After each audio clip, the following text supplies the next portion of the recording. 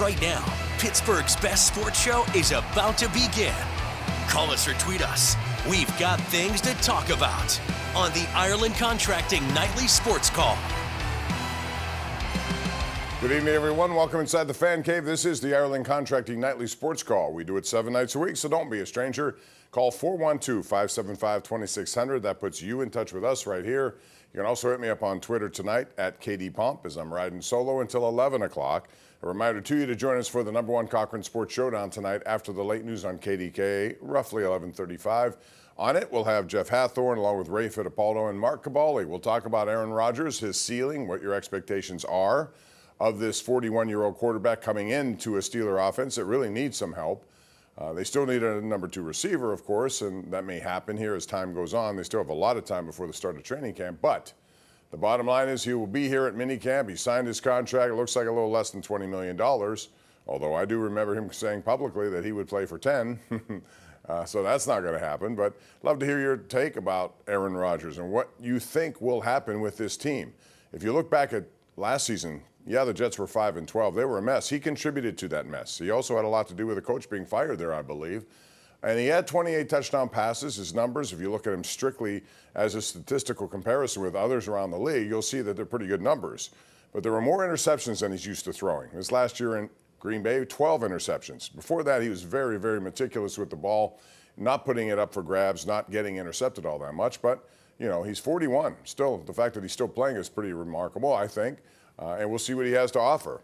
According to Adam Schefter, this was the third choice the Steelers had made. They first wanted to sign Justin Fields. They had some interest in another quarterback out there in L.A., and whether or not he was going to be available or not, who knows.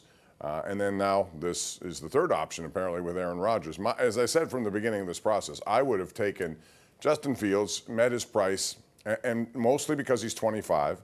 And I see growth in his game, and I would like to see even more growth at the passing department. Some believe it'll never get there. Some said the same about Sam Darnold. Some said the same about Geno Smith back in the day, that he'd never be a starting quarterback. Well, he's not only done that in Seattle, he got a big deal to go to the Raiders. So some guys blossom a little late. I think Justin Fields can be that guy, but that's, you know, water under the bridge. We move on, and now it's Aaron Rodgers. Love to hear from you on that. And TJ Watt, we expect him to be at minicamp. This will be a similar production, I think, that you've seen like 4 years ago when he went through a contract negotiation in 2021. He did show up for minicamp. It was sort of a hold-in, didn't do all that much, and I suspect that'll be the way it goes this time. And then we'll see what happens in the days leading up to training camp. If you remember, in that last deal that he got, he did it right before their game, first game of the year. I think it was Buffalo. He ended up with 22.5 sacks that year and won Defensive Player of the Year. He may not be that player anymore, but he's certainly good enough to get a big sack total and make a difference on that defense. The question is, how many years can you pay him, you know, the rate of $40 million? We'll talk about that as we go along. But how about the Pittsburgh Pirates now? They haven't swept the team all year, and they did today against Philadelphia, where at times it sounded like a road game for the Pirates. There were a lot of people in Philadelphia came here, and they wasted their weekend. The Pirates made sure of that. Paul Skenes and company did a wonderful job. And I'll say something about Donnie Kelly, their manager. You know, he's only been here for a month or so, but he's now 8-6 in one-run games.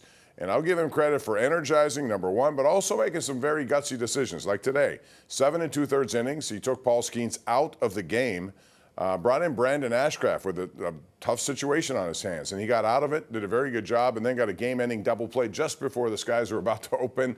If that doesn't happen, they may be in a rain delay, and they may never, finish that ninth inning the way we saw it happen today. So Ashcraft gets his first win. Paul Skenes made an interesting comment this week, and he said during the Fan 5-Alarm Marathon, helping local fire departments, and that was a fun endeavor.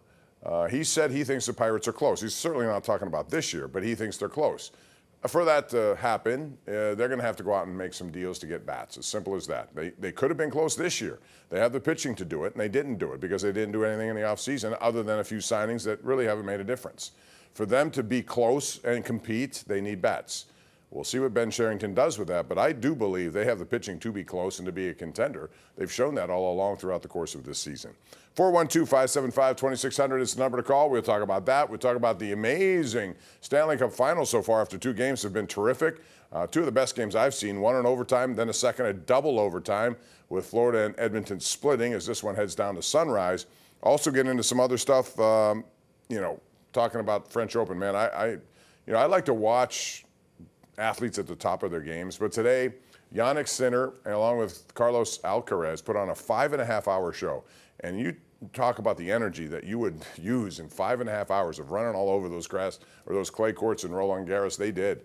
5-set match, went to tiebreakers in 3 of those sets. Alcaraz wins. Yesterday was Coco Gauff overcoming a deficit to win her match and become the first American in 10 years to win over there. So a lot of good stuff going on.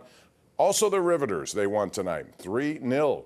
This is the ladies soccer team that does a wonderful job. They're now 3-1-2 on top of their division, and they beat Buffalo tonight over at Highmark Stadium. And last night the Riverhounds did the same as they won a 2-0 game against Detroit City FC. So we have a lot to talk about. Want to hear from you. 412-575-2600. We're live 7 nights a week on KDKA Plus and some nights on 93.7 The Fan. This is the Ireland Contracting Nightly Sports Call.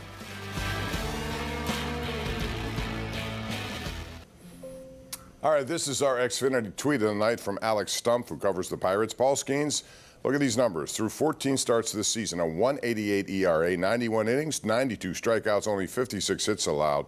And according to StatHead Span Stats Finder, the only pitcher in the modern era to match this or better this in 14 starts was Justin Verlander in 2018. And over the course of his first 37 starts dating back to last year, Paul Skenes has a 1.93 ERA. That's the best of the modern era. It's terrific what he's been able to do. And again, he got a no decision today. His record says 4-6. He may be the first sub-500 pitcher in a long time. I mean, sub-500 to win a Cy Young, because he is the favorite in my book. Who would you put ahead of him? There are guys that have better records, but sir, if you look at all the metrics, nobody's had a better season than Paul Skenes. He just had no hitting, and therein lies the problem. They need it. They've seen that with Mitch Keller, who's had some good outings, Bailey Falter, and they've wasted them, and quite frankly, that has to stop. All right, U.S. Open, tomorrow begin pre-championship press conferences, and we have some interesting ones, including Matt Vogt. He's the local kid from Seneca Valley, now a dentist in Indianapolis, made the qualifying trek, a grueling 5 stage event to get to where he is, and he's going to have a 1 p.m. press conference. We'll have more on that. Cassidy Wood will be covering that tomorrow at Oakmont. He'll get a practice round in, and he's going to be in high demand based on his story, which is terrific. Also, Dustin Johnson will meet with the media, Xander Schauffele and Justin Thomas tomorrow, and I'm curious about your take. What do you think it'll take to win out there, and who do you think will emerge as the 2025 winner at Oakmont? All right, let's get to the lines. 412-575-2600. Joe in Mount Pleasant is first. Hello, Joe. How are you? Okay, Bob. How about yourself? Doing well, thank you. Well, hey, I'm talking about the Pirates. They used to have a facility down in the Dominican. They still do. I don't know what's happened. We don't. These other teams seem to have some damn good Latin hitters, which we don't have on our ball club. And where are those Latin ball players? Well, I mean, they have guys. They just, quite frankly, from a batting point of view, it doesn't matter if you're talking about Latin, Asian, from this country, wherever. They don't have a lot of offense. They're waiting on guys. They're waiting on Tamar Johnson. It was good to see Connor Griffin, their #1 pick from last year, who's really torn up low A, moved to high A. Actually, he can go to Altoona right now for all I know and probably still do well there. So those guys, but they're still not going to be here in the next year or two. You hope they are, but probably not. So they got to go out and import bats. They got to sign bats and make trades to acquire bats. That's as simply as it gets for now. But yeah, I don't know if that thing has produced much. I don't know how much money they put into it. I know they make money this year. They're going to make about $40 million in profit despite being on last place. I want to see all that money go into the payroll, quite frankly, and that would have helped them in this past offseason if they had done that, or at least spend more money. That's as simple as that. If you don't have the bats in your system, you have a surplus of pitching, trade some pitching, or go out and sign guys. That's all you got to do. Chuck in Uniontown had to be happy this weekend. Chuck, how are you? Okay, thanks, Bob. Two things. Would you trade Mitch Keller, and in the draft, do you think the Pirates will go college or high school player, or does it depend on what's available? Yeah, I don't know if they'll trade Keller. I mean, I think you can get something. There are teams at the deadline are going to need pitching. And Keller went through a 10-game stretch where he had a sub-3 ERA and had no wins to show for it, just like Skenes. Bailey Falter will be in demand, although he is a lefty and he has years of control left. So you can make a case for keeping both of those guys and adding Chandler and Jones next year. You'd have a tremendous starting staff. You can also trade one of them. But yeah, I think that's going to be one of the keys. As far as what they draft, I have no idea. You know, they took a high school kid last year in Connor Griffin. Looks like a good pick. But I think they'll go whoever they think is the best available can help them and on a fast track. The key is fast track. You need these guys to come up here quicker than they've shown. Let's go to Bill in Greensburg. Hello, Bill. Welcome to the Ireland Contracting Nightly Sports Call. Hi, Bob. Looking sharp as usual. Thank you very much. I appreciate that. I'll tell my wife and Heinz Healy's. They do it for me. Bob, I've been a season ticket holder since 1985, and I have to tell you, on Saturday, and I've seen Cub fans come in here, and I've seen Cardinal fans come in here, there were more Philadelphia Philly fans in the stands than there were Pirates. Yeah, it certainly sounded that way. He doesn't care. As long as he gets the gate, this guy doesn't care. It was a total embarrassment to the city and a total embarrassment to the organization. Bill, I couldn't agree more with that. I mean, when you see that happening and so many people come across the state to see their team and they have kind of free seating availabilities, you don't want to see that. You'd rather see them all Pirate fans. But again, there's a solution to that, and it's winning. Winning is the number one issue at all times. It's the best promotional vehicle you can do, and you should want to do it as fast as possible, and you should be willing to lose money to do it. You know, the franchise value keeps going higher and higher. I mean, it doesn't matter what you make every year. Your franchise value goes higher and higher. So if he ever does decide to sell it, he's going to make a lot of money. I got to believe, I think Bob Dunning really does want to win, but you don't see the evidence to support it. The evidence would be going out and getting bats and spending, and maybe spending more than you think you have to, whatever it is to get it done. You only have a small window with some of these guys. Take advantage of the window right now. Let's go to Bill in North Versailles. Hey, Bill, how are you? Hey, Bob. Yeah, I wanted to call about Paul Skenes' supposed military service. I have heard an interview several times on 93.7 where they ask him about his time in service. Mm-hmm. He was never in the service. He was at the Service Academy for 2 years. Air Force, yes. Yeah, they consider that active duty at the academy. He had no rank.